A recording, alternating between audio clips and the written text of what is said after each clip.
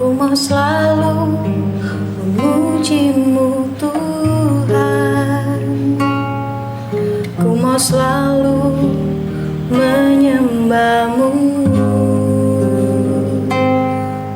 Ku mau selalu menyenangkan-Mu, memuaskan hati-Mu, Bapa.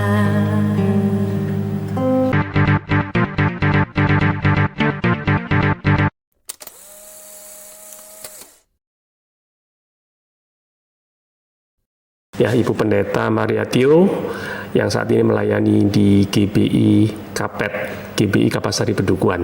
Betul. Ya, puji Tuhan, senang sekali bisa hadir singgah di tempat saya untuk kita yang ngobrol-ngobrol tentang, ya karena saya sudah kenal dengan Pak Paulus Tio sejak 2008. Oh.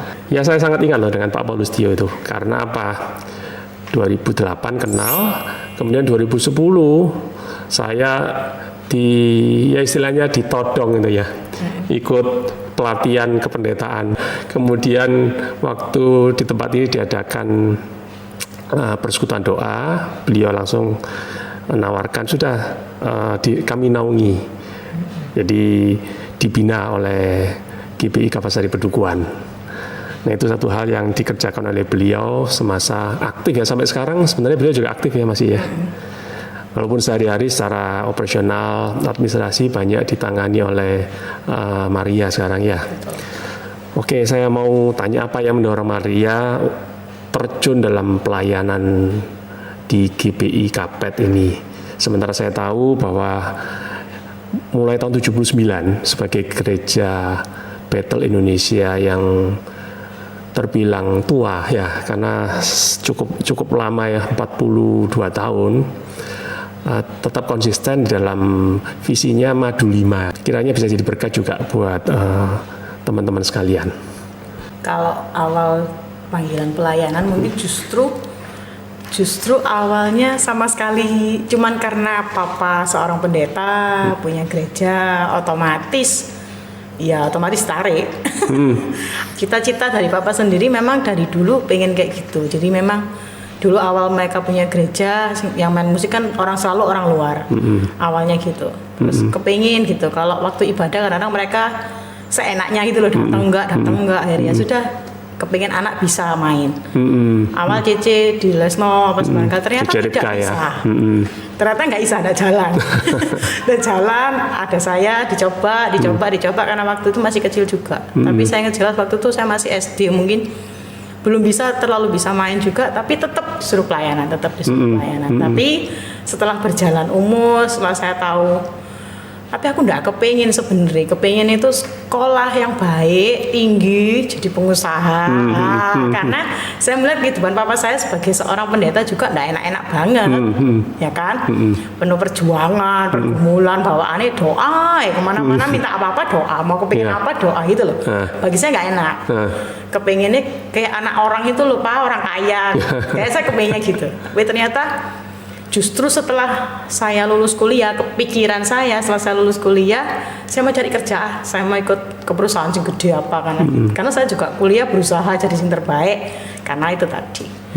Tapi ternyata justru saya waktu itu lulus kuliah di tahun 2011, di tahun itu juga papa saya stroke. Jadi papa sakit mulai sudah 10 tahun ya, sekarang ya.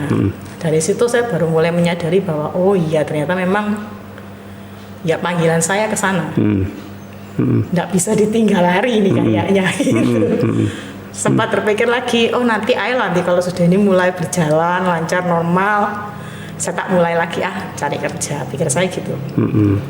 Ternyata nggak lama, papa juga 3 kali mungkin serangan, akhirnya ternyata bertambah lemah. Wah ya sudah, tidak bisa ditinggal. Dan akhirnya oke lah, saya ikut, saya jalan. Itu awal panggilan. Tapi sejujurnya dari hati terdalam awalnya sama sekali tidak terpikir. Sebelumnya apalagi itu kata orang-orang menggantikan papa. No, saya takut juga. Jangan.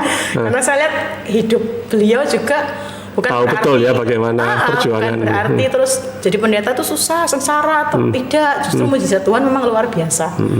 Tapi kan tetap nggak seperti orang normal gitu maksud saya. Itu. Tapi begitu banyak memang yang sudah beliau ajarkan dari kecil. Jadi itu terbawa tentang bagaimana kita percaya Tuhan, bagaimana kita mengerjakan sesuatu untuk Tuhan, semua. Semua itu sudah diajarkan dari awal. Jadi sejak dini Papa sudah mengarah, Papa dan Mama ya. Iya, jadi mulai kita berjalan, mulai beliau sudah tambah lemah, sehingga gereja tetap harus berjalan, ibadah harus tetap berjalan, semua harus berjalan, ya tetap berjalan dengan baik. Saya percaya juga karena beliau sudah mengajarkan banyak hal dan Tuhan pimpin juga. Gereja yang Papa pimpin ini tetap dalam visinya ya sejak awal ya. Iya. Itu bisa diceritakan bagaimana? Gereja kami memang nggak terlalu muluk-muluk ya, kalau saya bilang nggak terlalu neko-neko.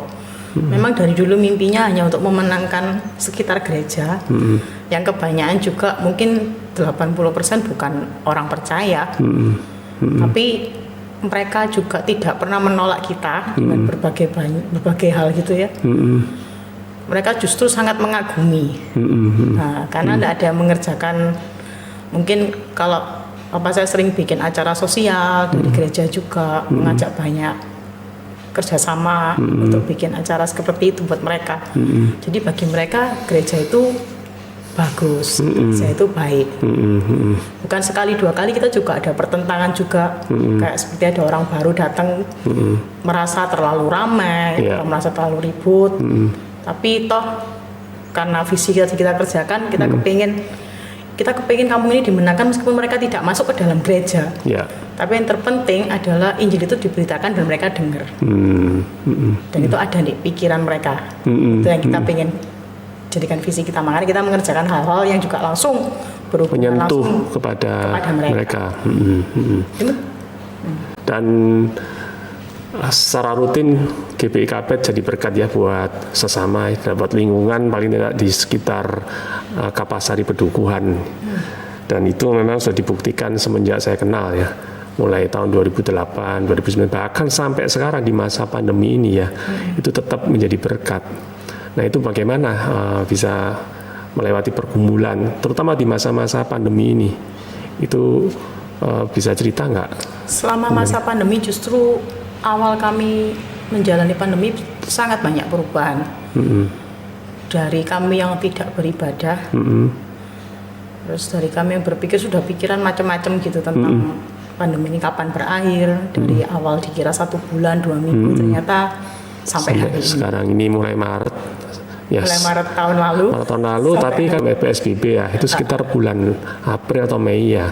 Tapi sejak 1 tahun kan. Maret sudah diinfokan bahwa sementara kita harus tutup. Jadi mulai akhir Maret itu kan kita sudah tutup. Bagaimana pemeliharaan Tuhan dalam masa-masa pandemi? Itu yang Tuhan buat saya sadar bahwa sempat kita khawatir, sempat takut. Ya. Karena sebagai keluarga, seperti kayak orang bilang keluarga pastori kayak gitu. Tapi anehnya justru kayak Tuhan tuh menyatakan bahwa kayak firman ngomong bahwa manusia tidak hidup dari roti saja, melainkan dari firman Tuhan. Jadi dari rasa percaya kita tetap mengandalkan Tuhan, itu Tuhan ajarkan terus sampai hari ini. Tidak ada yang mungkin semua orang merasa ini sulit, ini susah, ini susah. Bagi kami pun awalnya kami merasa gitu, kami pun takut melewati hari-hari, hari demi hari. Tidak ada yang bisa diharapkan, tapi Tuhan luar biasa. Justru Dia pakai banyak orang, berbagai cara, berbagai bentuk, sampai hari ini kita terpelihara sempurna, meskipun dengan kondisi orang tua di rumah juga butuh pengobatan dan lain-lain, tapi semua berjalan dengan baik sampai hari ini. Tuhan selalu ingatkan bahwa Tuhan yang memelihara. Amin. Bukan manusia. Manusia itu cuma perantara. Selalu Tuhan ingat kayak gitu. Jadi selama kita berharap pada Tuhan, meskipun situasi kondisi dunia kayak gini, tapi toh kita tetap hidup baik, tetap sempurna. Ya, saya bisa merasakan bagaimana penyertaan Tuhan yang memelihara kehidupan hamba-Nya. Sementara kalau mengenai kehidupan jemaat sendiri bagaimana? Saya lihat kan ini mayoritas di Kapet ini juga banyak lansia, kemudian dari keluarga sederhana ya, orang-orang yang bersahaja. di mana sekarang mereka pun tidak bisa hadir secara onsite atau offline ya. Itu secara pengembalaan bagaimana yang dilakukan oleh Bu Maria? Kami memang tidak bisa melakukan secara online karena mereka kan golongan lansia dan mereka juga kebanyakan mungkin nggak punya ponsel, mereka nggak ngerti internet dan lain-lain. Tapi bersyukurnya karena setiap bulan kami masih bisa menyalurkan berkat bagi mereka. Jadi setiap kali kita ketemu kita selalu nanya kabar. Kadang mereka cerita tentang kehidupan mereka. Mungkin ada beberapa yang kerjaanku dikurangi, gajiku dikurangi atau apa. Kami kuatkan mereka lagi. Jadi mereka sharing, kita kuatkan. Mereka sharing, kita kuatkan. Dan bulan depan gitu kadang kita ketemu mereka lagi. Mereka cerita bahwa iya benar Tuhan kasih berkat, Tuhan kirim berkat. Itu yang bikin kita bahagia. Jadi mungkin kita tidak ketemu ibadah secara seperti biasanya ya. Tapi ternyata firman itu tetap ada. Saya selalu ingatkan bahwa tetap percaya Tuhan. Di rumah tetap baca ya, tetap doa, tetap percaya Tuhan. Pasti Tuhan pelihara, nggak usah takut. Kan seperti itu. Ternyata itu saya rasa lebih nyantol gitu ya, kayak mereka lebih nangkep daripada mereka duduk dengar khotbah, kadang-kadang mereka tidur, mereka ngomong sendiri. Kadang-kadang mungkin mereka pulang nggak bawa apa-apa mungkin dari firman itu. Ternyata setelah menjalani ini, justru saya lihat mereka lebih berkembang, lebih berkembang percaya, lebih berkembang mengandalkan Tuhan, kayak gitu. Ya puji Tuhan. Artinya di masa-masa pandemi ini pun setiap jemaat pun juga tetap mendapatkan perhatian dari gereja. Ya fungsi gereja juga untuk memelihara kehidupan rohani mereka, menjaga mereka secara rohani itu juga tetap bisa berjalan dengan baik. Dan juga dalam pelayanan di GPI Kapet itu ada apa visinya Madu 5 ya? Matius 25. Ya, intinya gimana? Intinya ya seperti apa yang dikerjakan Matius 25 kan? Melayani orang-orang sekitar kita juga. Sama juga kembali ke visi awal kita juga kan, bahwa karena memang di sekitar kita ya orang-orang seperti yang dimaksudkan di Matius 25, orang nggak punya pakaian kita beri pakaian. Ya, jadi yang gitu. Tentang kambing dan domba ya. Ya, perumpamaan tentang kambing dan domba. Dan sampai 2020 saya ingat ya, akhir Desember masih tetap berbagi buat orang-orang sekelilingnya ya. Ini saya masih simpan, ini ada banyak sekali tentang kegiatan-kegiatan GPI Kapet ya, mulai 2010 ini saya dapat ini. Di sana ada kegiatan menabur benih kasih dan menyuarakan Injil, pengobatan gratis, penyuluhan kesehatan, lalu ada pasar murah. Nah itu melibatkan begitu banyak orang ya, ada para relawan, orang-orang yang ya meskipun tidak tinggal di daerah situ, tapi mereka semua terpanggil ya, tenaga ahli, kemudian orang-orang yang terbeban, para donatur, itu bagaimana bisa melibatkan mereka, unsur-unsur itu sehingga akhirnya pelayanan kepada warga sekitar Kapasir Pedukan bisa berjalan dengan baik ya. Justru itulah keajaiban Tuhan. Kalau dipikir secara manusia, kami hanya gereja kecil di tempat yang mungkin orang nggak tahu juga. Tapi itulah, makanya selalu kami bilang bahwa apa yang kami kerjakan bukan kami yang kerjakan, tapi Tuhan yang kerjakan. Tuhan yang mengerjakan ya. Kami cuma punya visi, kami punya mimpi, punya untuk beban, menenangkan jiwa dengan cara seperti itu. Tapi kami tahu sangat menyadari bahwa kami tidak punya kemampuan. Ya, tapi saat kami bawa ke Tuhan, Tuhan bisa pakai banyak orang yang justru kami tidak kenal. Malah beberapa dari mereka kalau simpan WA saya gitu, mereka tanya, tahun ini bikin apa? Tahun ini bikin apa? Malah kayak excited gitu. Ya, kami juga tidak ngerti ya, tidak habis pikir dari mana mereka muncul dari mana. Mungkin memang kami bekerja sama dengan salah satu jemaat kami ya, Dr. Subur dan Dr. Lili, yang mereka juga mengajak teman-teman mereka juga, rekan sejawat. Ya. Tapi itu pun setiap kali kami ketemu, kebanyakan setiap tahun mereka ada. Jadi beberapa mereka itu setiap tahun ya mereka ikut, dan selalu ada orang baru. Dan kekaguman kami lagi juga, mereka sangat bangga dengan apa yang kita kerjakan, bahwa kita bisa loh jadi berkat. Ternyata pas mereka datang, mereka selalu bilang, ini gereja ya. Karena dengan segala keterbatasan, dengan segala kejelekannya, ini model-model jelek, ini gereja ya.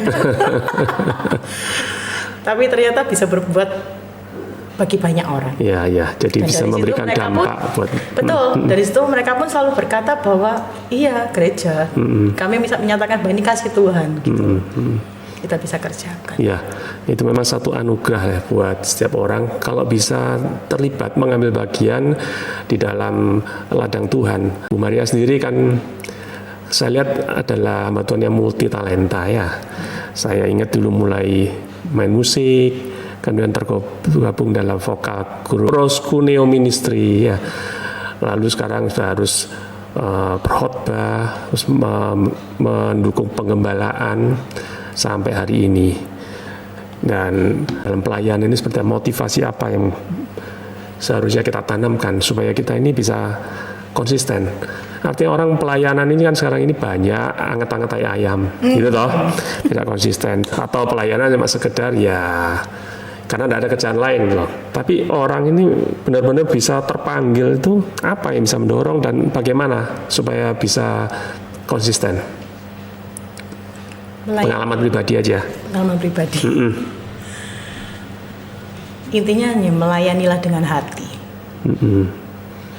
Karena kalau kita melayani dengan hati, kayak Firman bilang bahwa melakukan segala sesuatu seperti untuk Tuhan. Pelayanan ini orang bilang seperti untuk Tuhan, tapi justru di akhir-akhir ini banyak orang pelayanan bukan untuk Tuhan, tapi untuk manusia juga. Tapi waktu kita mengerjakan segala sesuatu untuk Tuhan, termasuk melayani, kita akan melakukan yang terbaik. Dan dia membuat kita merasa bahwa harus yang terbaik. Apapun yang kita kerjakan itu harus yang terbaik. Dan benar-benar kalau saya ngomong, jadi pelayan Tuhan pun harus punya integritas, harus punya ketulusan, harus punya kejujuran. Karena dalam bidang pelayanan pun sudah terlalu banyak yang tidak tulus atau yang tidak jujur. Tapi saat kita mempertahankan itu dan berjalan sesuai dengan kebenaran, apa yang sudah tertulis di firman Tuhan, Tuhan pegang kendali dalam pelayanan kita. Semakin hari kita pasti semakin dipakai. Karena Tuhan tidak butuh orang yang pintar. Tuhan tidak butuh orang yang luar biasa kemampuannya. Tapi Tuhan cuma butuh orang yang punya hati untuk melayani. Sekecil apapun yang kita kerjakan, pasti Tuhan bisa buat hal yang kecil itu justru jadi berkat buat orang. Amin. Integritas, jujur, menyuarakan kebenaran, pakai hati, ya.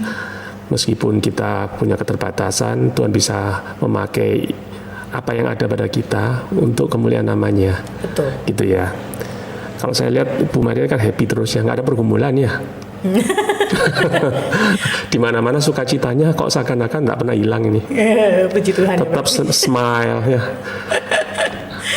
Sesuai firman Tuhan Pak. Bersukacitalah senantiasa. Bersukacita senantiasa. Bersukacitalah senantiasa. Amin. Terakhir ada pesan nggak buat teman-teman yang mungkin mau terjun dalam pelayanan dan kemudian bagaimana mengembangkan talenta yang ada pada kita bisa dipakai untuk kemuliaan nama Tuhan? Kalau kita semua mau terjun dalam pelayanan, tetap fokuslah kepada Tuhan. Kembangkan talenta, tujuannya juga kembali kepada Tuhan. Semua hanya terbaik untuk Tuhan. Itu intinya satu. Semua hanya untuk Tuhan. Semuanya untuk kemuliaan nama Tuhan. Pesan buat setiap orang yang saat ini sedang berbeban berat, karena saat ini sedang dilanda ya prahara karena segala macam kesulitan di masa-masa ini. Jangan khawatir. Sesuai firman Tuhan, bersyukurlah, bersukacitalah, tetap berdoa, serahkanlah segala khawatir kita kepada Tuhan. Percaya Tuhan pegang hari depan kita. Amin. Oke, terima kasih Ibu Maria atas sharingnya siang hari. Tuhan Yesus memberkati. Tuhan Yesus memberkati. Ya. Ku mau selalu memuji-Mu Tuhan. Ku mau selalu menyembah-Mu. Ku mau selalu menyenangkan-Mu, memuaskan hati-Mu, Bapa.